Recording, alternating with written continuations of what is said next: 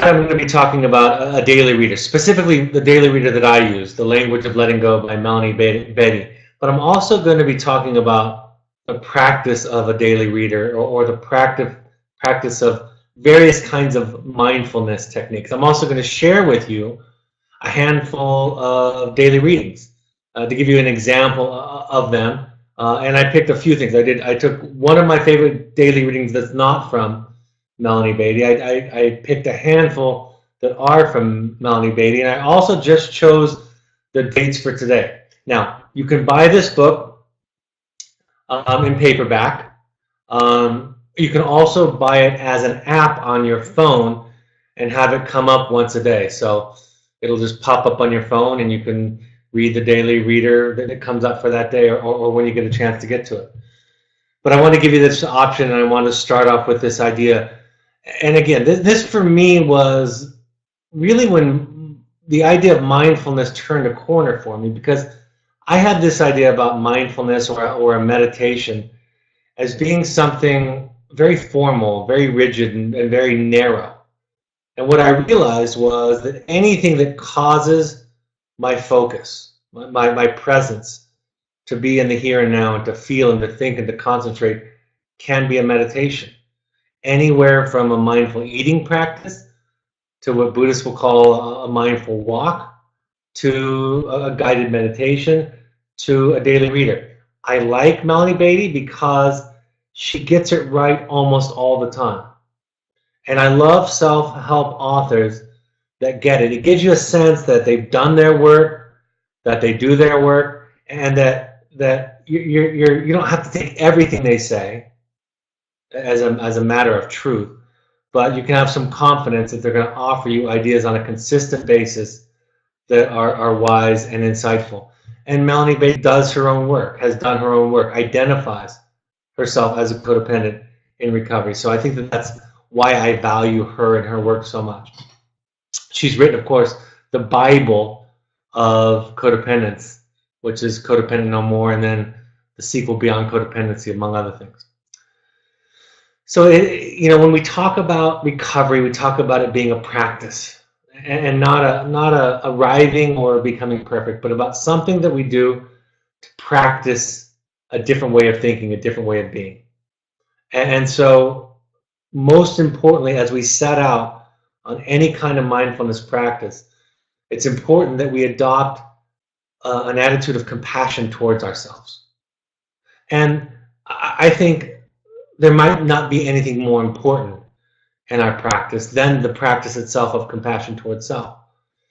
I think for a lot of us, in the way that we grew up or the way that we were coached or taught, we believe that we had to have a critical voice, a critical coach to want to improve, to motivate us to improve.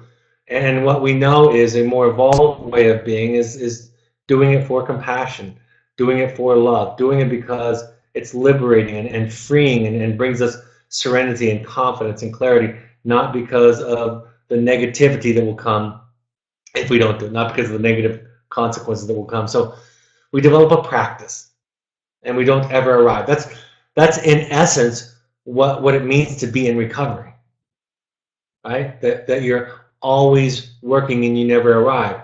And the idea that one can arrive makes one vulnerable to relapse, right? If I arrive in my practice of anything that I'm doing for my betterment, think about it anywhere from an exercise program to mental health maintenance to a spiritual practice. If I arrive, then the temptation is going to be, the risk is going to be that I'm done, that I don't have to do it anymore. And no matter what I'm talking about, all of us can relate to that idea of arriving versus making it a practice. We are wired neurologically to think differently in many cases than this kind of work asks us to think in. It wasn't because our parents were bad. It was because that's how they were wired. And going back generation after generation, oftentimes having its root originally in some kind of trauma. And so in other words, we have this legacy that has been passed down to us that comes from a trauma place. And when you look back at the history of humankind, you study any culture, you can see a tremendous amount of trauma in the culture. Wars and famines and disasters and suffering and slavery and on and on and on.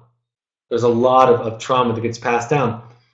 And it's my experience in what I do, and probably because of what I do and where I do it, that each generation can improve a little bit. Each generation can remove or change the wiring, reprogram ourselves to think differently. I've talked lately about this metaphor of growing up in a certain soup, right? We're just around us. We're in it. It's the water. It's the water we swim in. It's the air we breathe. And so we don't know anything different. And it worked for previous generations. It may have even worked for us. But because our children are struggling, they pull us out of this context, out of this soup, this water, this air that we breathe, and they invite us into another context. And what I found, and I say and teach all the time, is the people that have the opportunity to go through this process with us are richer for it. So because we get a different kind of wiring. Again, it's about being reminded. It's about repetition.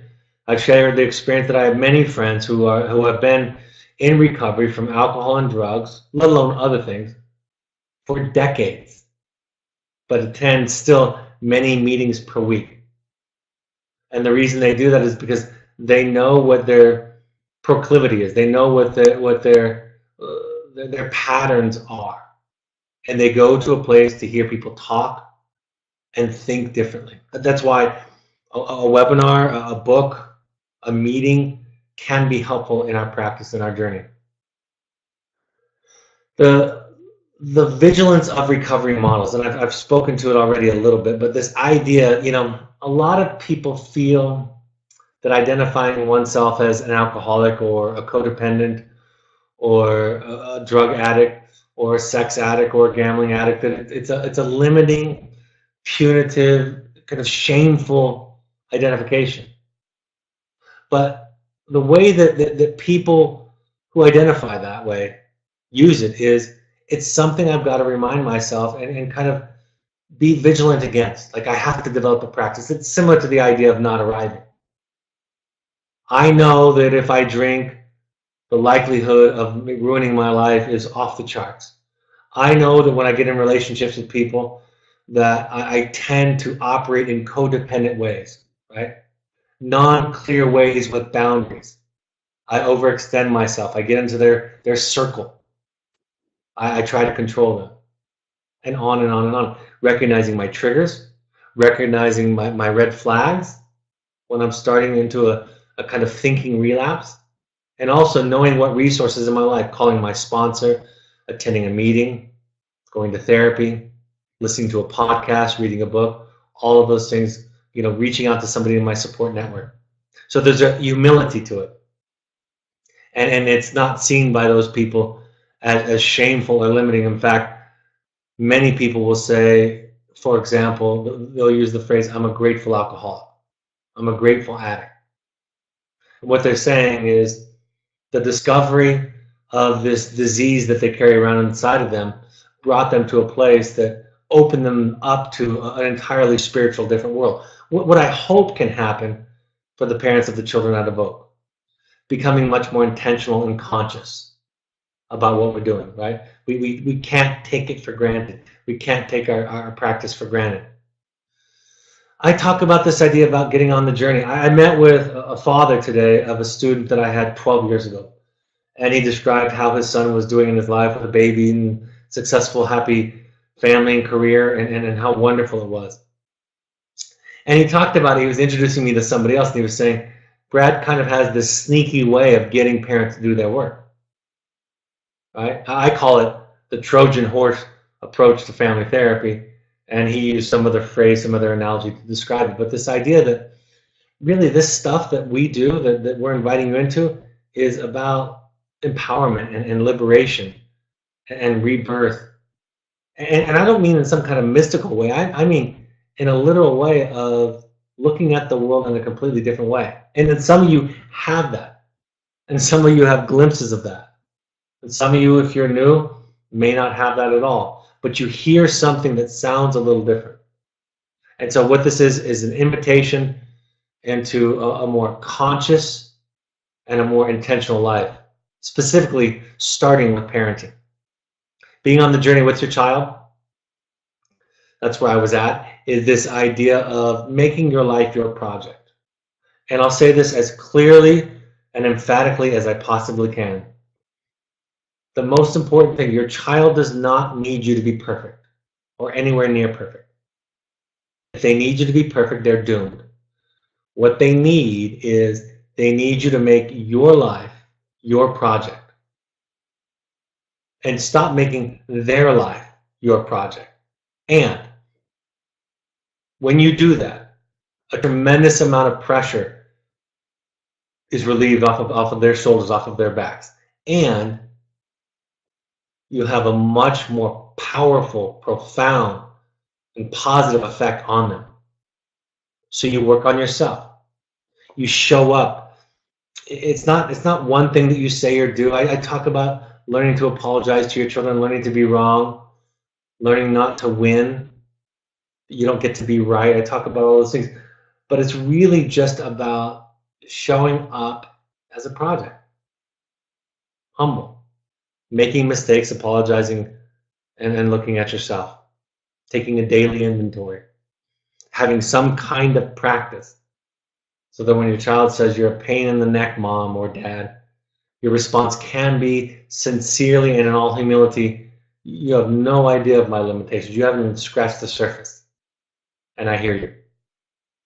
It's not like a fad diet. It's a new way of living, right? People that have a healthy relationship with their body and with food don't talk about dieting. They talk about a healthy relationship with their body, with food, with exercise, with movement.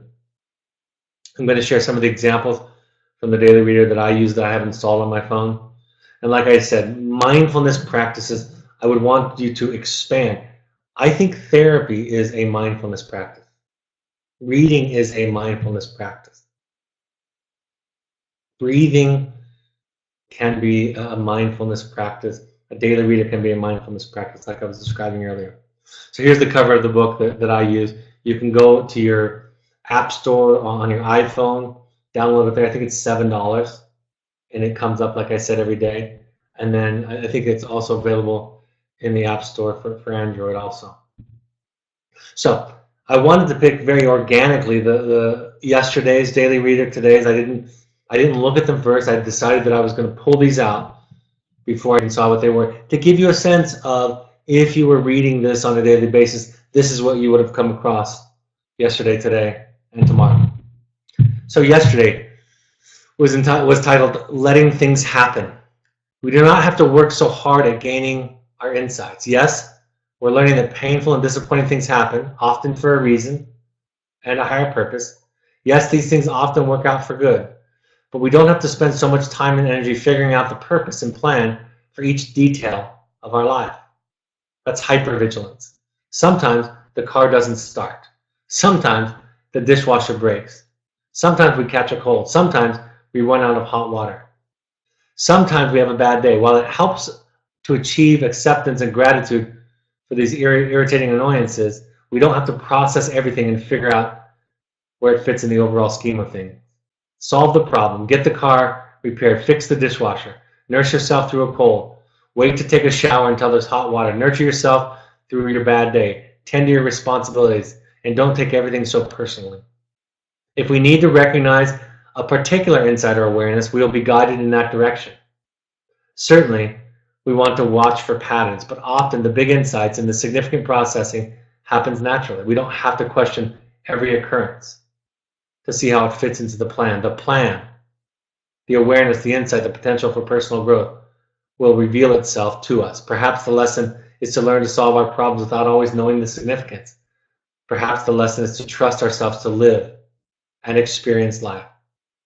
And then she always ends, Melody does, she always ends with a prayer or a meditation. Today, I will let things happen without worrying about the significance of each event. I will trust that this will bring about my growth faster than running around with a microscope. I will trust my lessons to reveal themselves in their own time. Interesting, when I first read this to prepare for this, I was thinking she was going to go to that place that everything has significance in the first couple of sentences. That's what I thought, but of course she was saying just the exact opposite, which was a relief for me to read. Today's daily reader. So, if something is meant for us today, this is what she's put in the book: taking care of ourselves.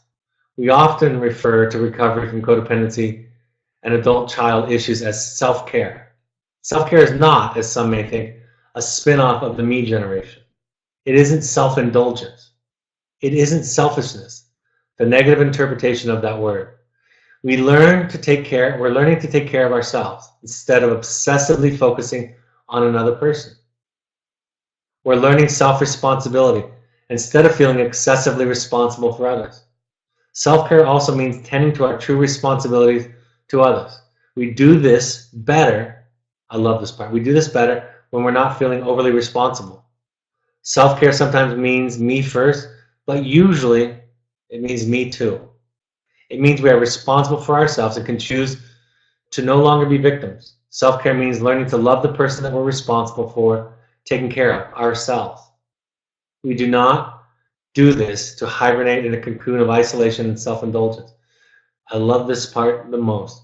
We do it so that we can better love others and learn to let them love us. Self-care isn't selfish, it's self-esteem. And the prayer or meditation she has is, today, God, help me love myself. Help me let go of feeling excessively responsible for those around me. Show me what I need to do to take care of myself and be appropriately responsible for others. I think, again, I'm just giving you a flavor of it. It's a wonderful idea and concept. And I think she does so well to speak to the misunderstandings around some of the self-help language and pop psychology that's out there. Some of the very same kinds of misunderstandings that I think come when people first hear about recovery programs, recovery language. Tomorrow's daily reader, freedom. Many of us were oppressed and victimized as children. As adults, we may continue to keep ourselves oppressed. Some of us don't recognize that caretaking and not setting boundaries will leave us feeling victimized. Some of us don't understand that thinking of ourselves as victims will leave us feeling oppressed. Some of us don't know that we hold the key to our own freedom. That key is honoring ourselves and taking care of ourselves. We can say what we mean and mean what we say. We can stop waiting for others to give us what we need and take responsibility for ourselves. When we do, the gates to freedom will swing wide. Walk through. And then the meditation or the prayer. Today I will understand that I hold the key to my freedom. I will stop participating in my oppression and victimization. I will take responsibility for myself and let others do as they may.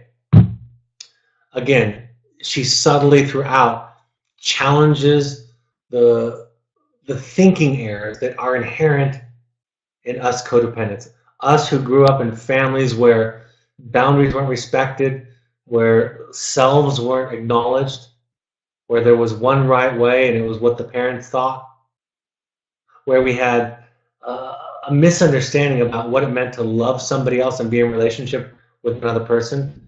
I think she does a fantastic job of explaining that here.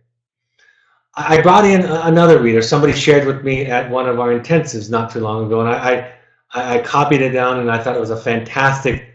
It was actually a daily reader at the beginning of one of our Finding You workshops, and it set a fantastic tone for the entire workshop, and I wanted to share it with you. And for me, this speaks really well to looking back at the past, looking where we came from, looking at our childhood, but not in a way, again, that a lot of people might think is limiting, is blaming, is being stuck in. By Gay Hendricks, from A Year of Living Consciously. Honor your roots of the past, the truths and experiences that form your history.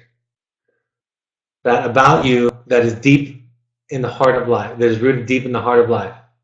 Even though you may wish to let go of parts of you, especially parts of your past, the only things to be released are behaviors. Your history and memories cannot be released. They are in you and of you, as certainly as your heart, and you would be wise to recognize their permanence. This is not to say that you must allow your past to rule you. Instead, you must learn to be ever vigilant in order to honor your past and keep it from being your present or determining your future. It's a beautiful thought. You must allow your past, excuse me, I'm going to read that again. You must learn to be ever vigilant in order to honor your past and keep it from being your present or determining your future. For example, many people struggle in relationship with their parents. And working through my own parental issues and in helping many others do the same, I have learned that what heals me is to honor my feelings about my parents, whether deep pain or deep gratitude, at the same time that I honor my parents themselves just as they are. By doing so, I nourish the deep roots of myself and the roots of those who have nourished me. You know, what I'm aware of as I read several of these readings is the dialecticals, right? The seemingly opposites that seem exclusive of each other, but that can both be present. You know, when even the idea that the title of this book, Learning to Let Go, the idea of surrender, the idea of self-care being both loving and recognizing our responsibility to others and taking responsibility for taking care of ourselves. All of those ideas. Somebody in recovery, somebody that is letting go, isn't passive, they're courageous. Listen to the language of these people. They're courageous, they're articulate, they step forward, they're assertive in their relationships and their behavior. I have a few various quotes from some that I took. From one called Tolerance. Tolerate our quirks, our feelings, our reactions, our peculiarities, our humanness. Tolerate our ups and downs, our resistance to change, our struggling and sometimes awkward nature. Tolerate our fears, our mistakes, our natural tendency to duck from problems and pain. Tolerate our hesitancy to get close, expose ourselves, and be vulnerable. Tolerate our need to occasionally feel superior, to sometimes feel ashamed, and to occasionally share love as an equal. Tolerate the way we progress, a few steps forward and a couple back. Again, this goes to the idea of compassion towards self. And to continue, she says, tolerate our instinctive desire to control and how we reluctantly learn to practice detachment. Tolerate the way we say we want love and then sometimes push others away. Tolerate our tendency to get obsessive, forget to trust God, and occasionally get stuck. Some things we do not tolerate. Do not tolerate abusive or destructive behaviors toward ourselves or others or ourselves. Practice healthy, loving tolerance of ourselves, said one man. When we do, we'll learn tolerance for others. Then take it one step further. Learn that all the humanness we're tolerating is what makes ourselves and others beautiful. Today I will be tolerant of myself. From that I will learn appropriate tolerance for others. I've said this recently at a training that so much, even with therapists, there's an instinct for us to look at our symptoms, our behaviors, our missteps, our mistakes with disdain. And so much of my work is to provide a different kind of response, a different kind of context, even with therapists that I'm training, to have compassion for the symptom and the wound that it represents, to have patience for ourselves and for others. And in that compassion, in that patience, in that tolerance, we create a healing place for people.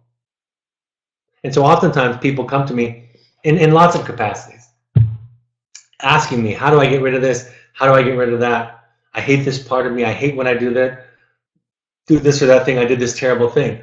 And so I just step to the side and say, well, let's first look at it. How does it make sense? Why did you do it? Not from a shaming kind of questioning why, but why did you do it? Where did it come from?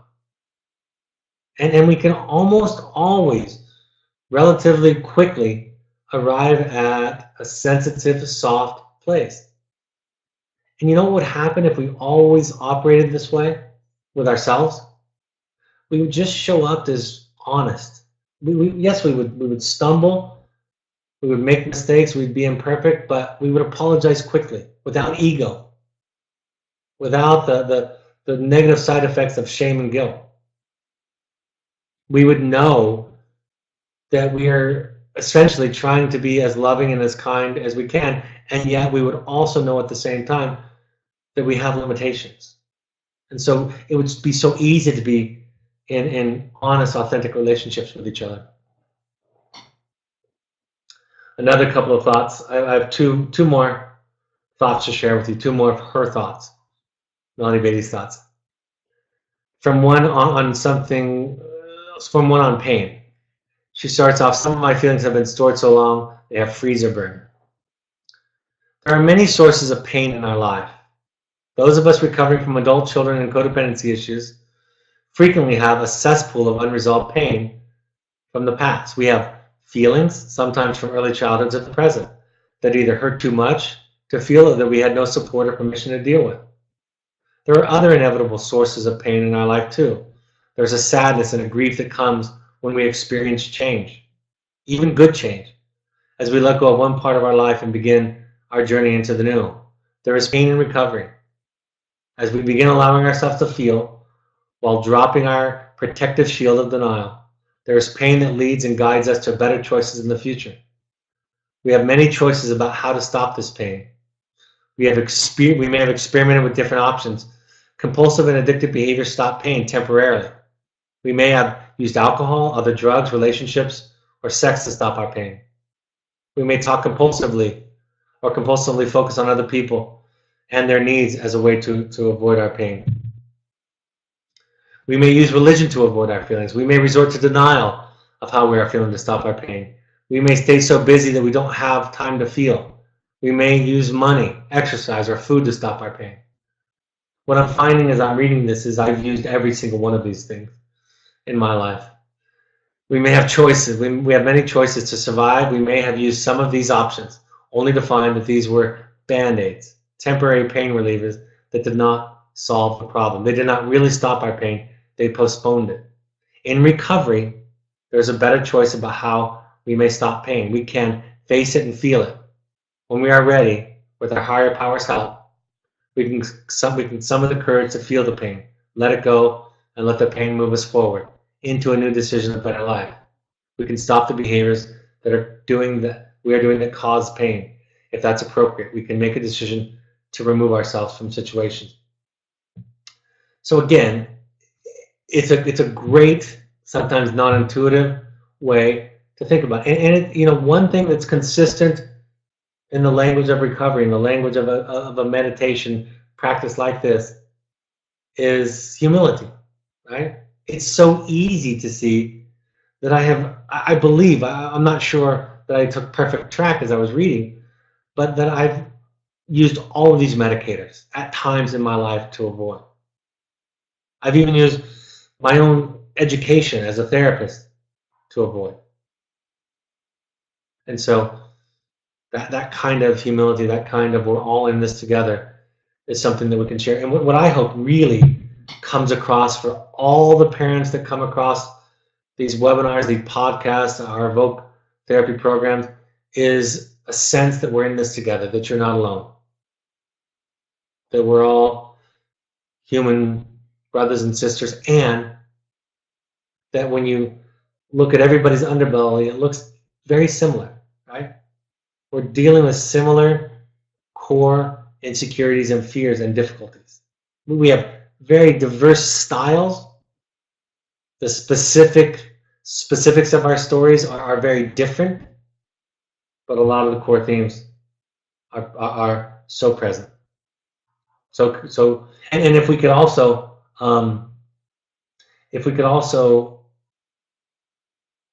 let down the walls, the defenses, because of the stigma and shame, we would find ourselves so much more connected to each other. Another one, finding our own truth. We may want to make it easier. We may nervously run to friends asking them to give us their truth or make our discovery easier. They cannot. Light will shed itself in its own time.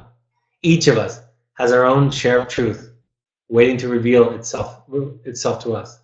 Each of us has our own share of light waiting for us to stand in it, to claim it as ours. Encouragement helps. Support helps. A firm belief that each person has truth available, appropriate to each situation, is what will help. Each experience, each frustration, each situation has its own truth waiting to be revealed. Don't give up until you find it. Find it for yourself. We shall be guided into truth if we are seeking it. We are not alone. And then the prayer that comes with it: today I will search for my own truth, and I will allow others to do the same. I will place value on my vision and the vision of others. We are each on the journey making our own discoveries, the ones that are right for us today. Again, I think they're powerful ideas and concepts. Even as I went over this and read several of these in preparation for today, I found myself swimming in the new water. I found myself in a different soup, reminding myself of what it means to think in a different way, in a healthier way. A couple more. I had a couple more than I thought, and I'll just visit on on two more. One on shame, and she has a lot on shame because it's the kind of source of so much of our issues. Shame can hold us back, she says, hold us down and keep us staring at our feet. Watch out for shame. Many systems and people reek of shame. They are controlled by shame and may want us to play their game with them. They may be hoping to hook us and control us through shame. We don't have to fall into their shame. Instead, we'll take the good feelings, self-acceptance, love, and nurturing. Compulsive behaviors, sexually addictive behaviors, overeating, chemical abuse, and addictive gambling are shame-based behaviors. If we participate in them, we will feel ashamed. It's inevitable. We need to watch out for addictive and compulsive behaviors because those will immerse us in shame. And lastly, letting go. Stop trying so hard to control things. It's not our job to control people, outcomes, circumstances, life. Maybe in the past we couldn't trust and just let things happen, but we can now. The way life is unfolding is good. Let it unfold. Stop trying so hard to do better, be more. Who we are and the way we do things is good enough for today. Who we were and the way we did things yesterday was good enough for that day. Ease up on ourselves. Let go. Stop trying so hard. And the meditation today, I will let go. I will stop trying to control everything. I will stop trying to make myself be and do better. I will let myself be. And ironically, it is in that letting go that we enlarge ourselves, that we awaken, that we evolve, that we become more and more enlightened. So what are the takeaways? Create rituals in your lives. There is no one right way to practice recovery as a human being. Everybody has their own. I don't know your truth. I can share with you some of the things that I try, some of the things that I do, some of the things that others have done, but I don't know what will work for you. You will find what works for you. But create rituals and practices, because if we only do it in crisis, it doesn't really allow us to change.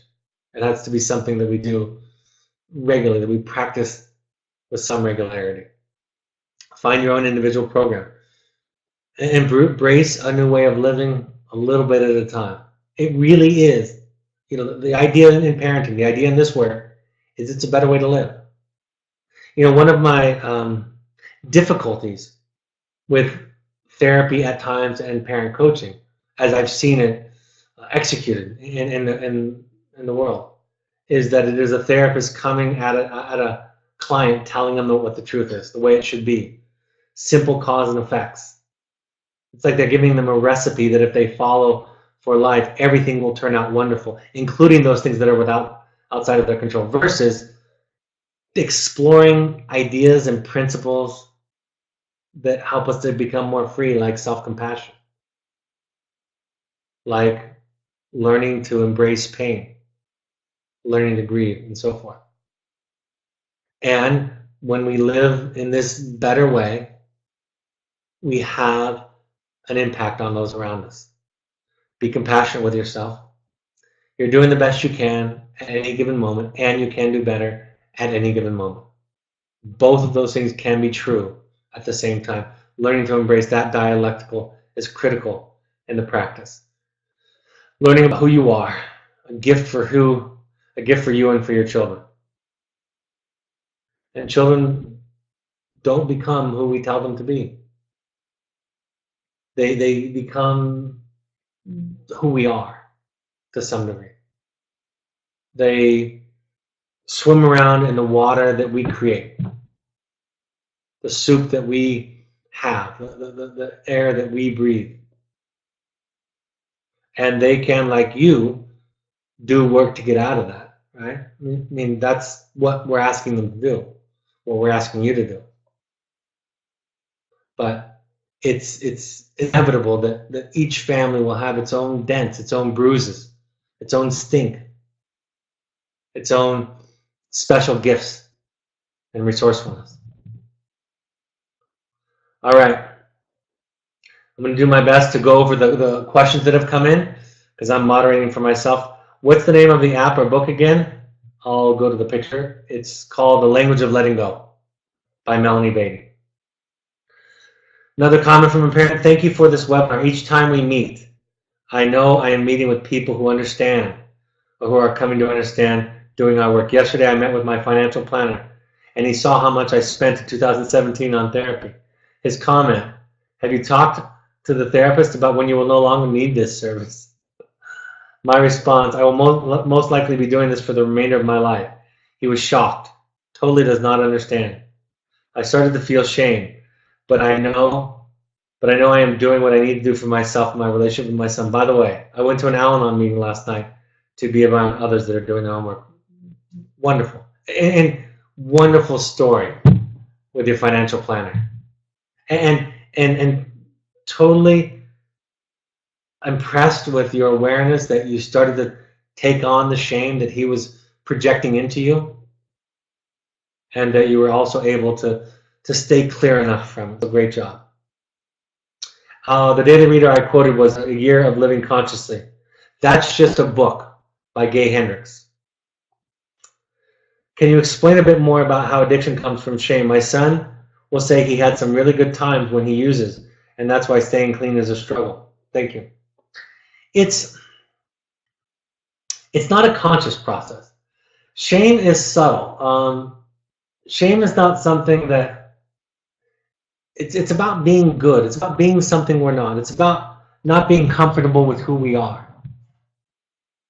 So it's very subtle, and people who haven't done a lot of work don't see their shame.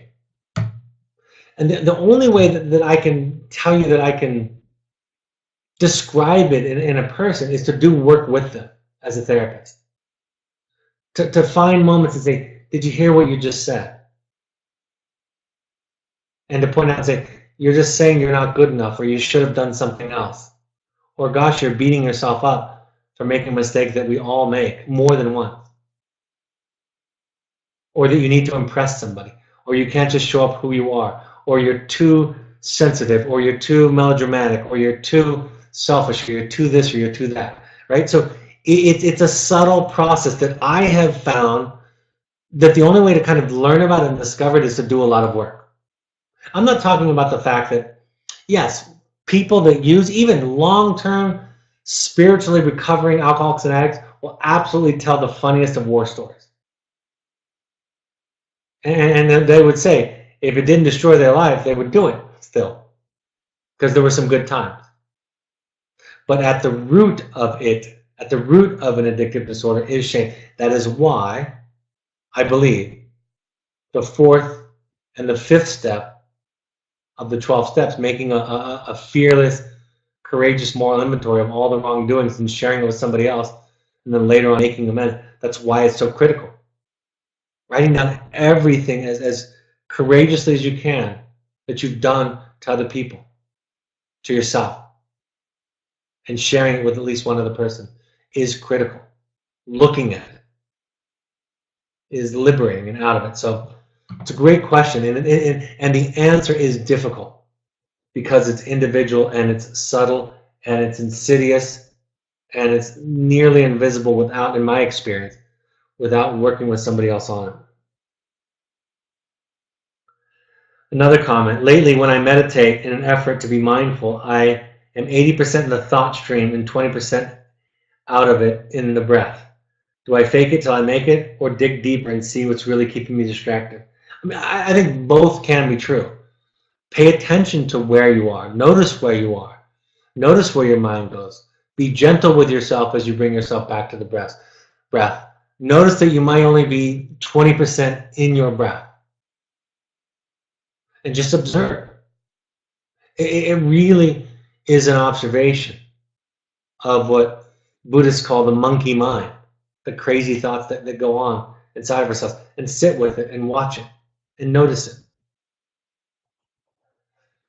This is my 4th year, one parent says, through Beatty's book. It helps me to take life one day at a time. Just be today. Every day the message applies scarily, sometimes.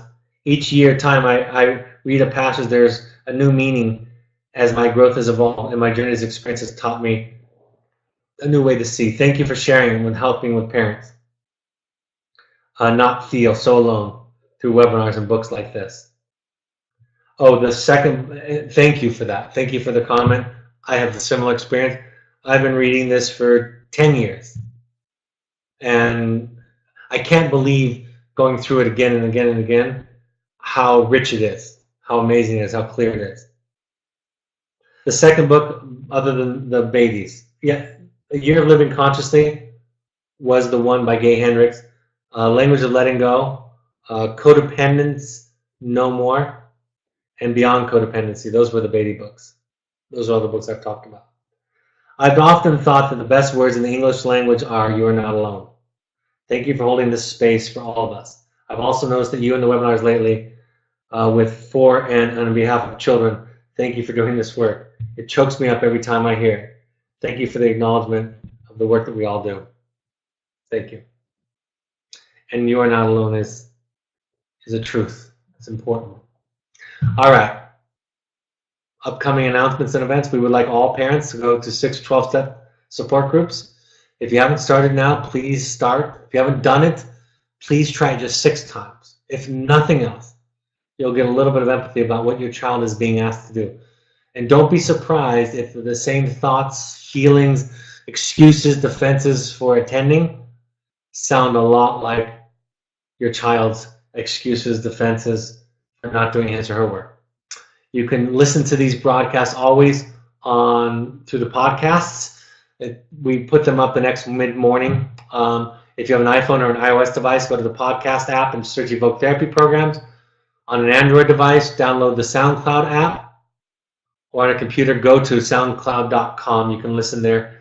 And on all of those apps, search Evoke Therapy Programs. Follow us on Twitter and Instagram at Evoke Therapy.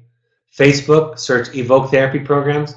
The Evoke Family Foundation on Facebook is for parents, for individuals who can't afford therapy. And then, of course, new content is on our blog.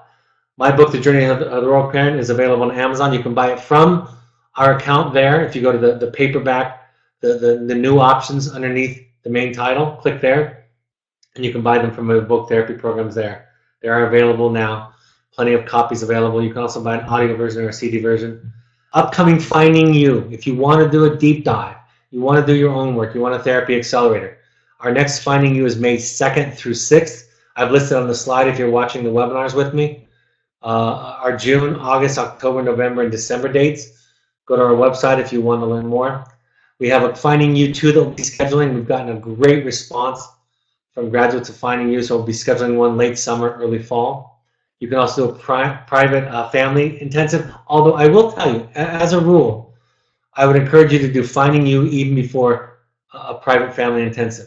If you're a professional watching or listening to this broadcast, our next availability for our women's group is May 20th through 22nd.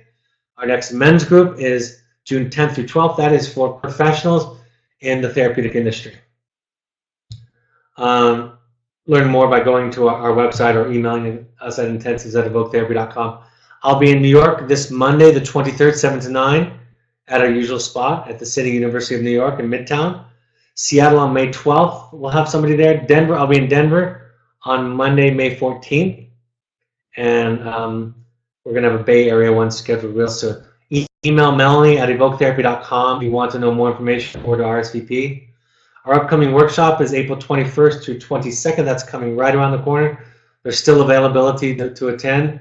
We would like all current families, if possible, to attend this multifamily, experiential, educational, inspirational workshop. You can also attend it you can time this so that you can also have a meeting with your child. If your Evoke Therapy says that the timing works out, contact Gail at evoketherapy.com for more information, or to RSVP. Pursuit trips are available for families or young adults. Any other questions that have come up? Looks like no. I will be talking this Thursday evening at 7 p.m., Thursday, April 19th, about grit, resilience, and the research, the most recent research about the efficacy of wilderness therapy, specifically as it relates to fostering those traits in our children and in ourselves, really. So again, thank you for joining us. For and on behalf of your children, I thank you for the work, for the courage that you're doing. It's an incredible gift, and you're not alone in it. I'm with you in it.